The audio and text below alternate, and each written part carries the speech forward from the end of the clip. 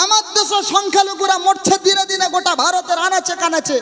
মসজিদে আইন আজান হয়েছে বলে 2 লক্ষ টাকা ঘোষণা করে তার কাছ থেকে জরিমানা নিয়ে তাকে জেল করা হলো। ভাই, আমার দেশের সংখ্যালঘুদের অত্যাচার এটা অত্যাচার নয়, এটা এরা দেখতে পায় না। এরা বাংলাদেশের সংখ্যালঘুদের নিয়ে কথা বলে। উত্তরপ্রদেশে ভাই, সেখানে একজন মুয়াজ্জিন সাহেব লাউডস্পিকারে মসজিদে আজান দিয়েছে। আপনাদের এখানে মসজিদে আজান দেয়? জোরে বলেন ভাই। মসজিদে আজান দিয়েছে উত্তরপ্রদেশ সরকার, একটা সেখানে নির্দিষ্ট সাউন্ড ইউনিট মেপে দিয়েছে যে এই সাউন্ডে আজান দিতে পারবে, এর থেকে বেশি জোরে লাউডস্পিকার আজান দেওয়া যাবে না। তাই আজান একটু জোর হয়েছে বলে মুয়াজ্জিনকে গ্রেফতার করেছে। শুধু গ্রেফতার করেছে তাই না, সাথে সাথে 2 লক্ষ টাকা তার কাছ থেকে জরিমানা নিয়েছে। এই নিউজটা হয়তো অনেকে আপনারা দেখেছেন না দেখেন না? এই জোরে বলেন।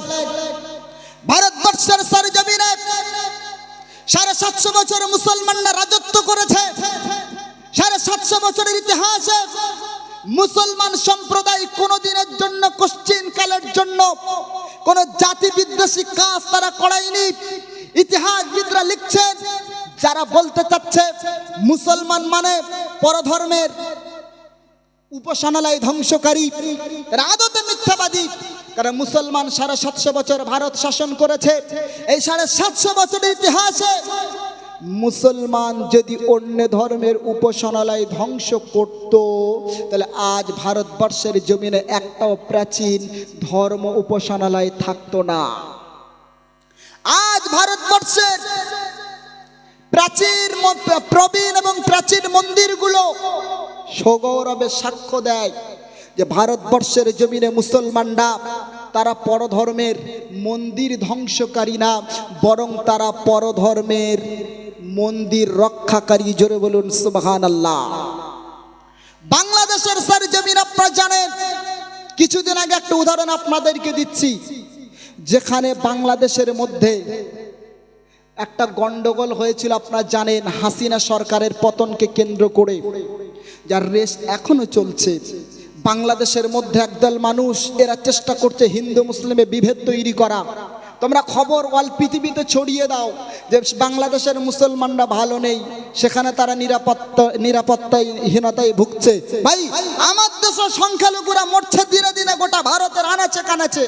মসজিদে আইন আজান হয়েছে বলে 2 লক্ষ টাকা ঘোষণা করে তার কাছ থেকে জরিমানা নিয়ে তাকে জেল করা হলো। ভাই, আমার দেশের সংখ্যালঘুদের অত্যাচার এটা অত্যাচার নয়, এটা এরা দেখতে পায় না। এরা বাংলাদেশের সংখ্যালঘুদের নিয়ে কথা বলে। আজ এরা স্বাধীনতার নামে, বাক স্বাধীনতার নামে আল্লাহর রসুলকে নিয়ে গালাগাল করে। আপনারা শুনেছেন না শুনেন নাই? এখানে না বলেন, রসুলকে নিয়ে গালাগাল করতে পছন্দ করে। উত্তরপ্রদেশের সরজমিনে আমি আপনাদেরকে বলছিলাম,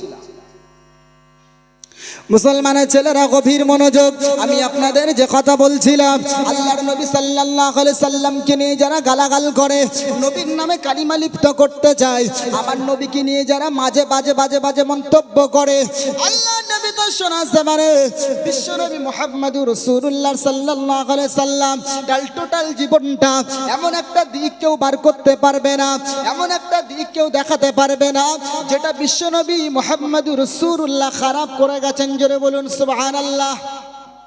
একজন ফার্সি লেখক, নাম তার আলফ্রেড ডিলার, বাবাজি, উনি বলতেছেন বিশ্বনবী মুহাম্মদ সাল্লাল্লাহু আলাইহি ওয়াসাল্লাম পৃথিবীর জমিনে বিরল চরিত্রের ব্যক্তিত্ব। আল্লাহর নবী এমন একজন ব্যক্তি, এই বিশ্ব জমিনে নবী মুহাম্মদ সাল্লাল্লাহু আলাইহি ওয়াসাল্লামের মতো কোনো ব্যক্তি না ইতিপূর্বে জন্ম নিয়েছে না ভবিষ্যতে জন্ম নেবে। তিনি আউয়ালে শ্রেষ্ঠ ছিলেন, তিনি প্রথমে আল্লাহ পাক তাকে বানিয়েছেন, আল্লাহ পাক তাকে শেষে পাঠিয়েছেন। এ মুসলমান বাবাজি, বিশ্ব নবী হলেন সেই নবী যার দ্বারাই, যার ওসিলায় আমার আল্লাহ তাআলা ইসলামকে পুরো পৃথিবীর জমিনে আমার আল্লাহ পরিপূর্ণতা দান করেছে। জোরে বলুন সুবহানাল্লাহ। আরেকটু জোরে বলা যায় না সুবহানাল্লাহ? একজন ফার্সি কবি বলেছে, বাস বাদে খুদা তুহি কিসসা মুখতাসার। আল্লাহর পরে যার মর্যাদা, আল্লাহর পরে যার সম্মান, আল্লাহর পরে যার মর্তবা, তিনি হলেন মুহাম্মাদুর রাসূলুল্লাহ।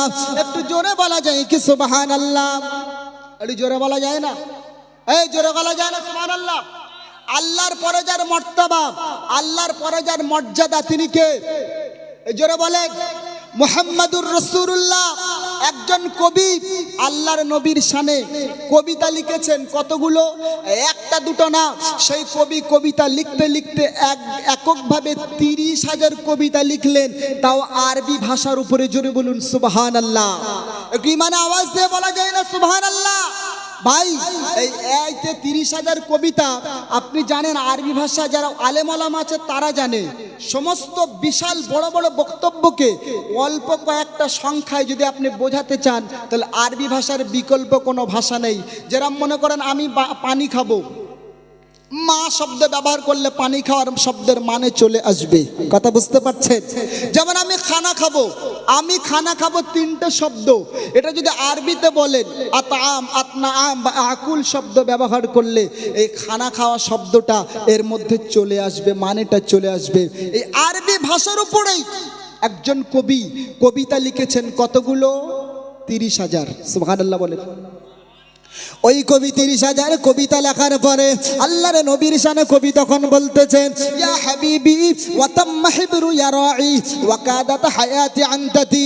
ওগো আমার মাহবুব, ওগো আমার প্যারা নবী, আমি আপনার শানে লিখতে লিখতে হুজুর আমি বৃদ্ধ হয়েছি।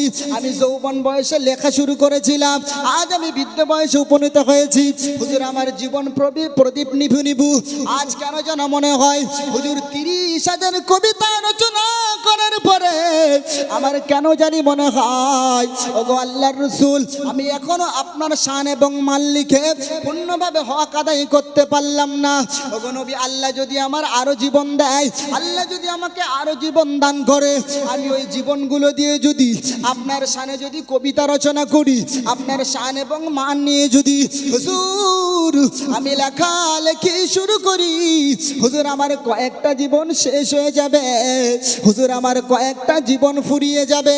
ওগো নবী, তারপরেও আমি আপনার শান এবং মান লিখে হক আদায় করতে পারবো না। আরেকটু জোরে বলা যাবে না?